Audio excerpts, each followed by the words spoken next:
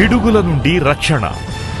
ఆకాశంలా నల్లని మబ్బులు, మెరుపులు, ఉరుములు, వేగంగా వీచేడి గాలులు పిడుగుపాటుకు సంకేతాలు. పిడుగులు ఎత్తైన కొండ ప్రాంతాలు, పొడవైన చెట్లు, సెల్ఫోన్ టవర్లు, విద్యుత్ టెలిఫోన్ స్తంభాలు, బహిరంగ ప్రదేశాలల్లా పడతాయి. చేయవలసిన, తీసుకోవలసిన జాగ్రత్తలు.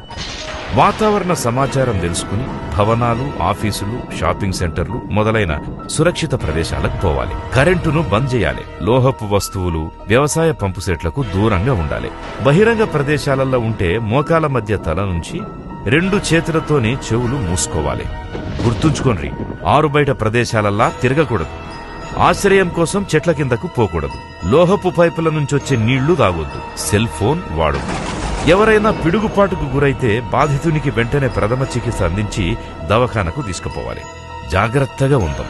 పిడుగుపాటుకు జీవితాలు బలిగాకుండా కనీస జాగ్రత్తలు తీసుకుందాం. ఈ ప్రకృతి వైపరీత్యం నుంచి మనల్ని మనం కాపాడుకుందాం. పిడుగుపాటు నుంచి రక్షణ, సంపూర్ణ ప్రాణరక్షణ.